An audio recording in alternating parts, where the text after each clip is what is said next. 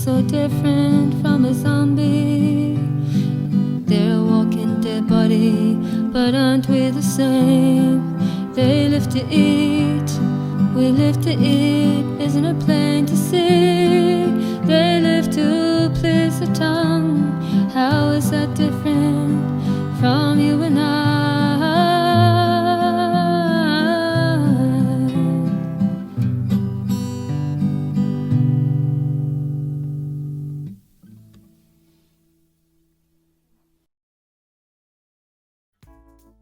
I feel like that music video was made specially for us. Yeah, it was like I could really relate to the main characters. I felt a bit of a connection with them. What do you think it meant? I mean, zombies are just reanimated corpses for horror movies, right? Well, yeah, but it kind of seemed like the song was implying something different. Hey, my uncle's a monk. We can give him a Skype. He should have some insight. We can Skype him? He's a monk though. Just because he's a monk doesn't mean he can't use technology.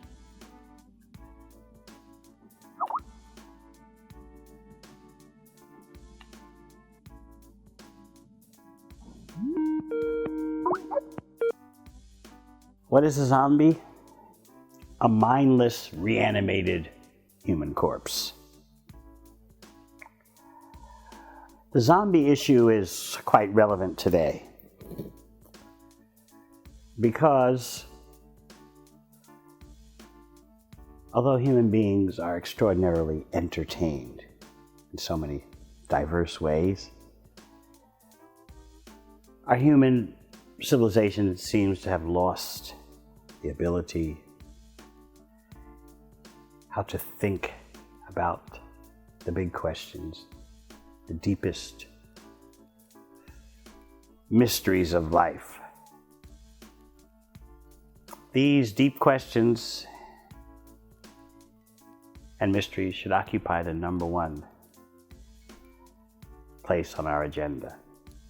But because we've become so busy in a consumerist lifestyle, to varying degrees, of course, and we are so subservient to social pressure, thoughtless living has become so prevalent. It is sad. Originally, human society's first knowledge of the zombie phenomenon derived from Haiti, and Haiti derived its zombie culture to some degree from West Africa. And in the original prototype zombie, you find slavery. The original zombie would be controlled by a zombie master or sorcerer. Now, in our current zombie culture, we find that zombies live freestyle. They are very sociable. And they're very expert at passing their entire short human form of life without grappling with the essential questions. What am I? Why am I here? Where did I come from? Where will I go? What is this I? And what is the purpose and meaning of life? Is there any preordained purpose, or am I just on my own, lurching here and there, just like a zombie? And we see that society does not place much emphasis on deep thought. It's all about feeling for the moment. Zombies have their moments. When they score some human brains, they're very enlivened. Similarly, in our zombie-like society today, if we can score some good sense gratification, sensual indulgence, if we can score some good entertainment, we feel quite grateful for those moments. So let's consider that the zombie phenomenon is not too far removed from us. In fact, it might have become us. Look at our activities during the day. So busy. And look at our activities at night. So busy.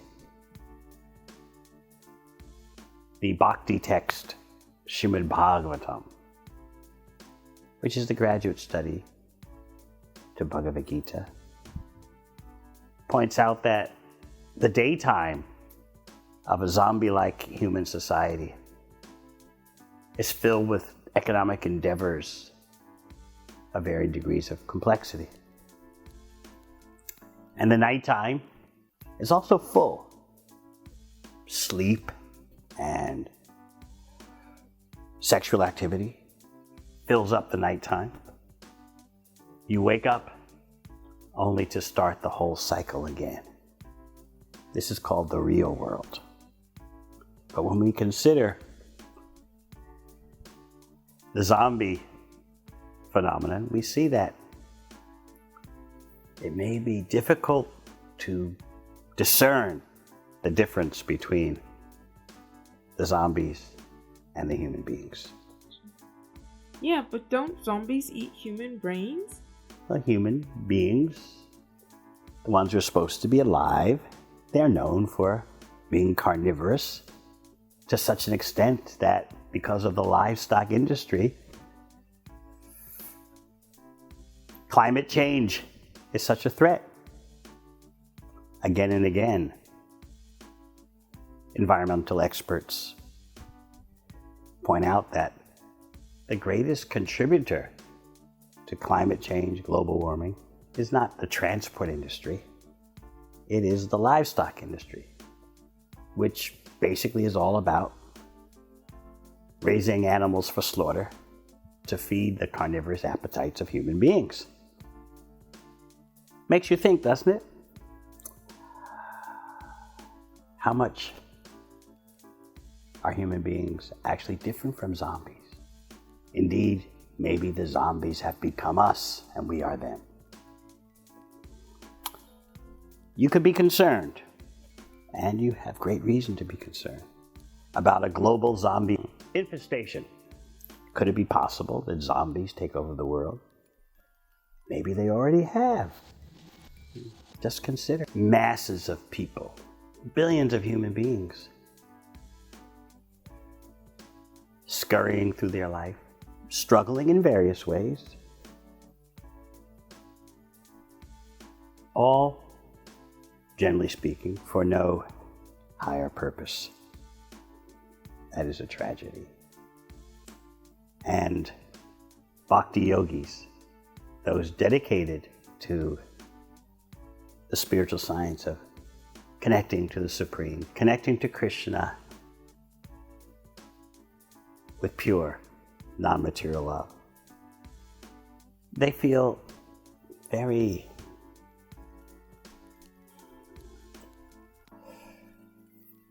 moved by the plight of human society today.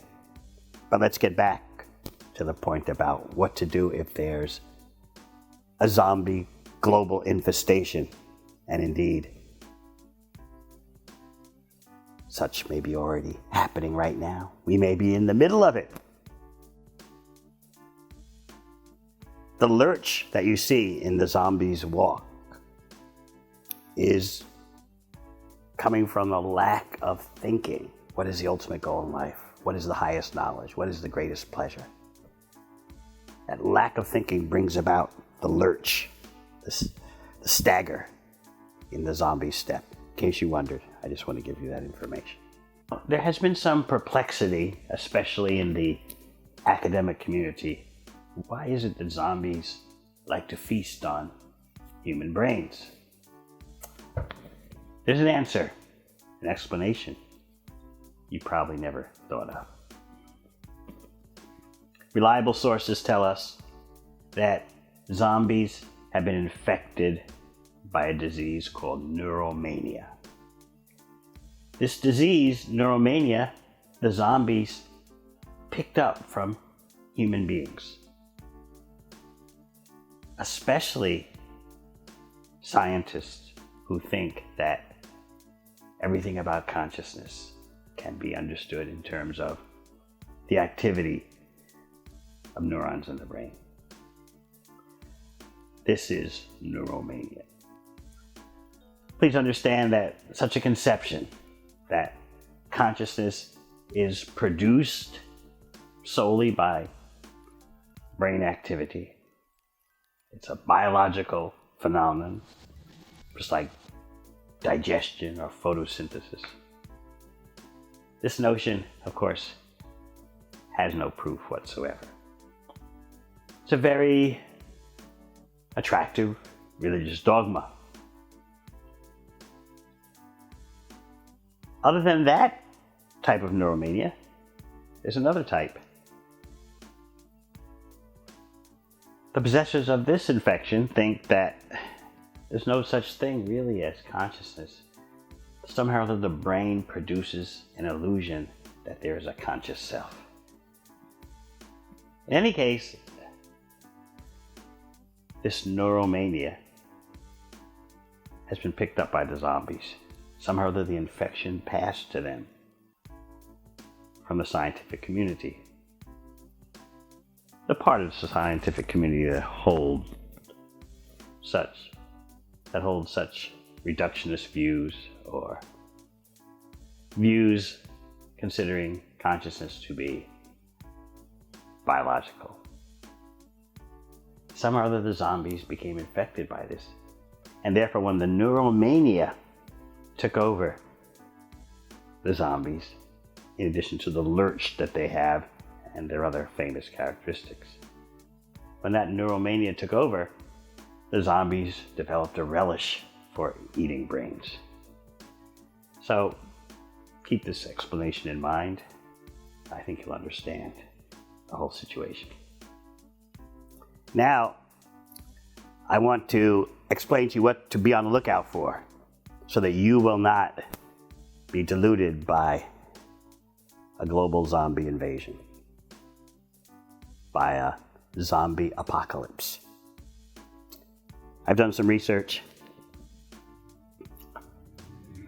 I'll give you some warning symptoms so you can protect yourself and your family. First of all, initial contacts with zombies are extremely dangerous and traumatic, causing shock, panic, disbelief, and possibly denial, hampering survivors' ability to deal with the hostile encounters. Now, if you're wondering what your civil authorities, your governmental officials are going to do about it, don't expect too much. A classic response is this. The response of authorities to the zombie threat is slower than the zombies' rate of growth. In this way, the zombie plague has time to expand beyond any containment. The result? The zombies take full control of human society, while small, isolated bands of normal human beings must fight for their survival. How could you possibly be equipped with the social skills and survival skills to combat such an invasion? The more that you come in contact with an ultimate source of knowledge and lifestyle information, that source, mind you, is beyond the range of human intelligence and sensory perception. The more you're able to come in contact with such a source of transcendental knowledge. Transcendental means beyond time and space, beyond things that have a beginning and end. The more you're able to come in contact with the knowledge coming from Krishna, the more you'll be protected from the global zombie infestation. You'll be sheltered from a zombie apocalypse. Because, as Krishna explains at the beginning of the 9th chapter of Bhagavad Gita, you are in touch with the King of Knowledge, the most secret of all secrets, the most transformative information. This is the sure way to resist a zombie lifestyle or to take back your life if you have been zombified. Please take this seriously. Hare Krishna. So, we have to read to combat zombies.